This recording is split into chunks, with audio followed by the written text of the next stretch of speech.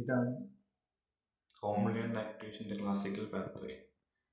Classical പാത്വേക്കകത്ത് നമുക്ക് വേണ്ടത് compliments ആണ്. കോംപ്ലിമെൻറ്റ്സ് എന്ന് പറഞ്ഞാൽ പ്രോട്ടീൻസ് ആണ്. ഈ പ്രോട്ടീൻസ് എവിടെ കാണുന്നതെന്ന് ചോദിച്ചാൽ സെറത്തിലാണ് കാണുന്നത്. ബ്ലഡിനകത്ത് സെറത്തിനകത്ത് കാണുന്നതാണ് ഈ കോംപ്ലിമെൻ്റ് പ്രോട്ടീൻസ്. അപ്പോൾ ക്ലാസിക്കൽ പാത്വേക്കകത്ത് ആദ്യം നമുക്ക് കാണേണ്ടത് C1 എന്നുള്ളൊരു പ്രോട്ടീനാണ്. ഈ C1 എന്നുള്ള പ്രോട്ടീന് കുറച്ച് പാർട്സ് ഉണ്ട്. ഓക്കെ, ഫസ്റ്റാണ് C1q എന്നുള്ള ഈ വലിയ പാർട്ട്. അതിന് കുറച്ച് ഹെഡ്സും സ്റ്റോക്കും ഉണ്ട്. പിന്നുള്ളതാണ് C1R-ൻ്റെ 2 യൂണിറ്റ്സ്. C1R 2 ഉണ്ട്, C1S 2 ഉണ്ട്. അപ്പം ഈ ക്ലാസിക്കൽ പാത്വേ എന്ന് പറഞ്ഞാൽ ആൻറ്റിബോഡി മീഡിയേറ്റഡ് ആണ്. ആൻറ്റിബോഡീസ് ഉണ്ടെങ്കിൽ ഈ പാത്വേ നമുക്ക് വർക്ക് ചെയ്യത്തുള്ളൂ. നമുക്കതെന്താന്ന് നോക്കുമ്പം ഈ C1q കണ്ടു. C1qന് ആൻറ്റിബോഡീസ് ആയിട്ട് വന്ന് ബൈൻഡ് ചെയ്യണം. എന്നാൽ ഈ പാത്വേയുടെ അടുത്ത റിയാക്ഷൻസ് നടന്നു വരത്തുള്ളൂ. ഓക്കെ, അപ്പം ഫസ്റ്റ് സ്റ്റെപ്പ് നോക്കാം. ഇത് നമ്മുടെ പതോജനാണ്. പതോജൻ്റെ ആൻറ്റിജൻസ് ഉണ്ടല്ലോ. ആൻറ്റിജൻസിൽ ആൻറ്റിബോഡി വന്ന് ബൈൻഡ് ചെയ്തു.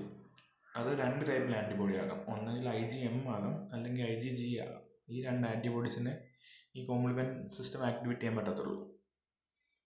ഓക്കെ, ഈ ആൻറ്റിബോഡി വന്ന് ആൻറ്റിജനെ ബൈൻഡ് ചെയ്യുമ്പം ഈ ആൻറ്റിബോഡിയുടെ FC റീജിയനിൽ ഒരു കൺഫോർമേഷണൽ ചേഞ്ച് ഉണ്ടാകും. കാരണം ആൻറ്റിബോഡീസ് പ്രോട്ടീൻസ് ആണ്. ബൈൻഡ് ചെയ്ത് കഴിയുമ്പോഴത്തേനും FC റീജിയൻ, ഈ റീജിയൻ ഫ്രാഗ്മെൻറ്റ് ക്രിസ്റ്റലൈസബിൾ, ഈ 2 ആൻറ്റിജൻ ബൗണ്ട് ചെയ്തേക്കുന്ന ഈ 2 റീജിയനാണ് FAB റീജിയൻ. ഈ റീജിയനാണ് FC റീജിയൻ. FC റീജിയനിൽ ഒരു കൺഫോർമേഷൻ ചേഞ്ച് ഉണ്ടാവും. ആ ചേഞ്ച് ഉണ്ടായി കഴിയുമ്പോഴത്തേനും അവിടെ ഒരു C1q ബൈൻഡിങ് സൈറ്റ് ഓപ്പൺ ആകും. അപ്പോൾ C1qന് വന്നിട്ട് ആൻറ്റിബോഡിയുടെ FC റീജിയനിൽ ബൈൻഡ് ചെയ്യാൻ പറ്റും. പക്ഷേ ഈ C1qന് 2 ആൻറ്റിബോഡി വേണം ബൈൻഡ് ചെയ്യാൻ, എന്നാലേ ആക്ടിവേറ്റ് ആകാൻ പറ്റുള്ളൂ. അതുകൊണ്ടാണ് ഇവിടെ കണ്ടു, ഇവിടെ C1q ഒന്ന് ബൈൻഡ് ചെയ്തിട്ടുണ്ട്, ഇവിടെ C1q ഒന്ന് ബൈൻഡ് ചെയ്തിട്ടുണ്ട്. ഇത്രയും സംഭവം ഉണ്ടെങ്കിൽ ബാക്കി പ്രൊസീജിയർ നടക്കാൻ പറ്റും. ഈ C1q ഒന്ന് ബൈൻഡ് ചെയ്ത് കഴിഞ്ഞാൽ നമ്മൾ നേരത്തെ പറഞ്ഞില്ലേ R-ന് 2 സബ് യൂണിറ്റ് ഉണ്ട്, S-ന് 2 സബ് യൂണിറ്റ് ഉണ്ടെന്ന്. ഈ R-ൻ്റെ ഒരു സബ് യൂണിറ്റ് ഓട്ടോകാറ്റലിറ്റിക്കലി ആക്ടിവേറ്റ് ആകും, സ്വന്തമായിട്ട് ആക്റ്റീവ് ആകും. സ്വന്തമായിട്ട് ആക്റ്റീവ് ആയി കഴിഞ്ഞാൽ R-ൻ്റെ ഒരു സബ് യൂണിറ്റിന് അതിൻ്റെ അടുത്ത സബ് യൂണിറ്റിനെ കൂടെ ആക്ടിവേറ്റ് ആക്കാൻ പറ്റും. അപ്പം C1qവും C1R 2 ആക്ടിവേറ്റ് ആയി. അത് കഴിഞ്ഞാൽ ഈ R-ന് S-നെ 2 ആക്റ്റീവ് ആക്കാൻ പറ്റും. അപ്പോൾ C1S ആക്ടിവേറ്റ് ആയി. കണ്ടോ, ആക്ടിവേറ്റ് C1S. നമ്മൾ അടുത്ത സ്റ്റെപ്പിലോട്ട് പോയി കഴിയുമ്പോഴത്തേനും ഈ C1S-ന് വേറെ 2 പ്രോട്ടീൻസ് ഉണ്ട് സെറത്തിനകത്ത്, C4ഉം C2. അതിനെ 2-നെയും ക്ലീവ് ചെയ്യാൻ പറ്റും. അത് ക്ലീവ് ചെയ്യുന്ന എങ്ങനെയാണെന്ന് വെച്ച് കഴിഞ്ഞാൽ ഫസ്റ്റ് ഈ C1S C4-നെ ക്ലീവ് ചെയ്യും. C4-നെ ക്ലീവ് ചെയ്യുമ്പോൾ 2 ഫ്രാഗ്മെൻറ്റ്സ് കിട്ടും. C4Aയും കിട്ടും, C4Bയും കിട്ടും. ഇവിടെ പേര് കൊടുത്തിട്ടില്ലെന്നേ ഉള്ളൂ. ഇതാ C4B. ഈ C4 ഈ A എന്ന് നമ്മൾ കൊടുക്കുന്നത് ചെറിയ ഫ്രാഗ്മെൻറ്റിനായിരിക്കും, B എന്നുള്ളത് വലിയ ഫ്രാഗ്മെൻറ്റിന്. നമ്മൾ താഴോട്ട് നോക്കുമ്പോൾ എല്ലാം അതുപോലെ ആയിരിക്കും. പക്ഷേ ഒരു എക്സെപ്ഷൻ ഉണ്ട്. C2-ന് നമ്മൾ A ആണ് വലിയ ഫ്രാഗ്മെൻറ്റ്, B ആണ് ചെറിയ ഫ്രാഗ്മെൻറ്റ്. C2-ൽ മാത്രമേ എക്സെപ്ഷൻ ഉണ്ട്. ബാക്കി എല്ലാത്തിലും A വരുന്ന ഫ്രാഗ്മെൻറ്റാണ് ചെറിയ ഫ്രാഗ്മെൻറ്റ്. ഓക്കെ, അതൊന്ന് ഓർത്തിരിക്കണം, അത് ഇമ്പോർട്ടൻ്റ് ആണ്. അപ്പം നമ്മുടെ C4-നെ ഈ ആക്ടിവേറ്റഡുള്ള C1qൻ്റെ ബാക്കി പാർട്ടുണ്ടല്ലോ, C1-ൻ്റെ S പാർട്ട് ക്ലീവ് ചെയ്യും. ക്ലീവ് ചെയ്ത് കഴിഞ്ഞിട്ട് 2 പാർട്സ് ആക്കും, C4Aയും C4Bയും ആക്കും. ഈ C4B എന്ത് ചെയ്യുന്നത് വെച്ചാൽ ഈ മെംബ്രെയിൻ വന്ന് ബൗണ്ടഡ് ആയിട്ടിരിക്കും. മെംബ്രെയിൻ വന്ന് ബൗണ്ടഡ് ആയിട്ടിരിക്കുമ്പോഴത്തേനും C2-ന് അങ്ങോട്ടൊന്ന് ബൈൻഡ് ചെയ്യാൻ പറ്റും. C2 അങ്ങോട്ട് ബൈൻഡ് ചെയ്ത് കഴിഞ്ഞാൽ എന്ത് പറ്റും, ഈ CS9-നെ ക്ലീവ് ചെയ്യാൻ പറ്റും. C1S ക്ലീവ് ചെയ്ത് കഴിയുമ്പോഴത്തേനും അതിന് 2 പാർട്സ് കിട്ടും, C2A C2B. C2A ആണ് വലിയ ഫ്രാഗ്മെൻറ്റിനകത്ത്, C2B ആണ് ചെറിയ ഫ്രാഗ്മെൻറ്റ്. അപ്പം ഇതിൻ്റെ C2Bയും ഇതിൻ്റെ C2Aയും കൂടെ വന്ന് ജോയിൻ ചെയ്താണ് C3 കൺവേർട്ടേഴ്സ് എന്നൊരു എൻസൈം ഉണ്ടാകും. അതാണ് ഇതിനകത്ത് ഈ സ്റ്റെപ്പിലെ ഇമ്പോർട്ടൻ്റ് ആയിട്ടുള്ള സ്റ്റെപ്പ്. C4BC2A, അതാണ് ഈ C4B2A എന്ന് കാണിച്ചിരിക്കുന്നത്. അതാണ് C4 കൺവേർട്ടേഴ്സ് എന്നുള്ള എൻസൈം ഉണ്ടാകും. ഈ എൻസൈമിന് അടുത്ത കാസ്കേഡ് അടുത്ത റിയാക്ഷൻ നടത്താൻ പറ്റും.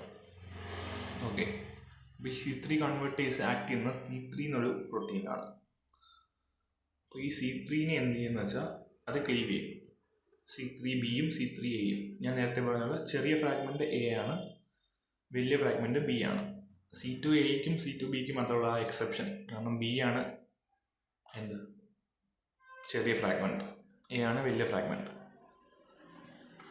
ഓക്കെ, അപ്പം നമുക്ക് നമ്മുടെ ഇത് കിട്ടി. C3 കൺവേർട്ടേഴ്സ് 2 ഫ്രാഗ്മെൻറ്റ്സ് ഉണ്ടാക്കി. അപ്പോൾ ഇതാണ് കൺവേർട്ടേഴ്സ്. നമ്മൾ ഈ C3 ആക്ട് ചെയ്തത്. അപ്പോൾ 2 പാർട്സ് കിട്ടി.